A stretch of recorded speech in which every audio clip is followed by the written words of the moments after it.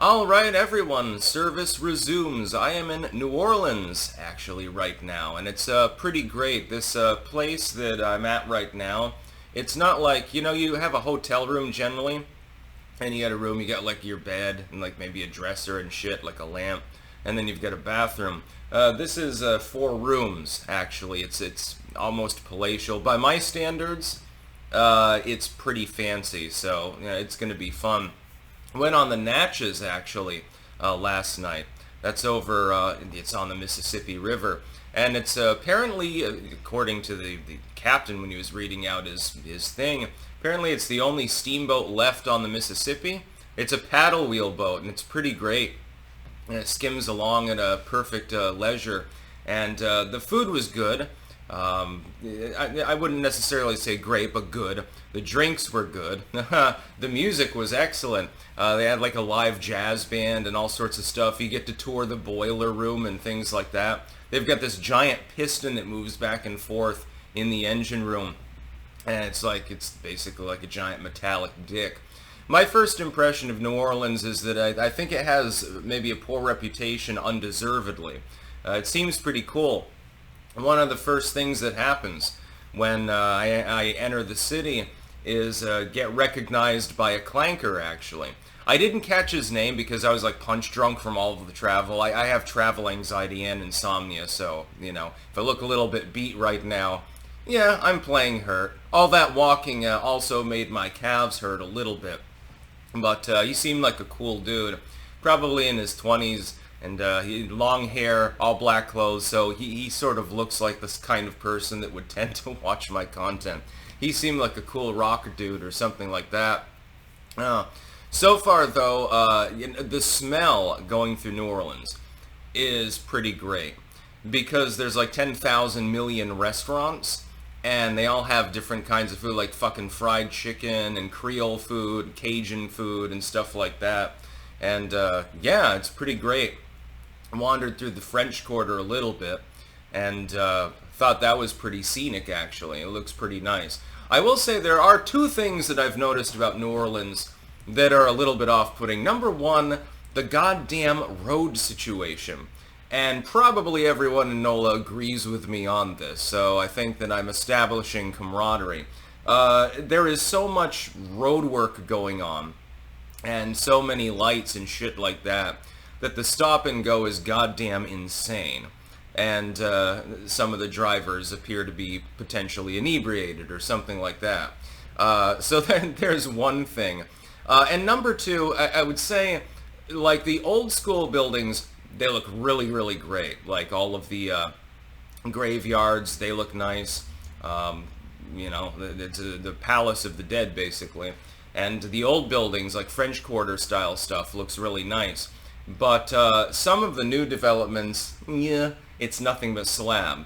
I mean, I can see the Superdome from from the balcony, actually, right now. I mean, it's literally right over there. And I'm not going to say which hotel I'm in for obvious reasons, but yeah, I mean, I can see the Superdome, and that's pretty cool. Because I can remember, like, way back in the day, I'm in high school, and then Hurricane Katrina hits. And I can remember they were sheltering people in the Superdome for lack of another place to put them that was, not going to get completely washed away.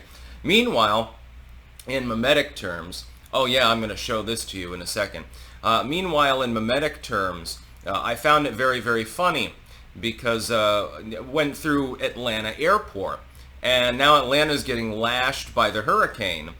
So if I had booked the trip for a day later, probably wouldn't have been able to make it at all.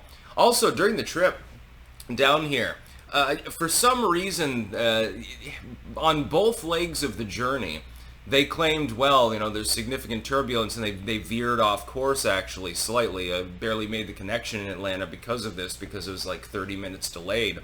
Yeah, but there was no real turbulence. A very light rocking. Dude, I've been through much worse than that. I know what severe turbulence feels like, and that ain't it. So I don't know exactly what was happening on those flights. Thankfully, on the way back, not going through the Atlanta airport, by the way. So far the trip is going really, really well. Again, the Natchez. If you happen to get to New Orleans, definitely go on the Natchez cruise tour. Trust me, you'll enjoy it. It's like 3 hours long.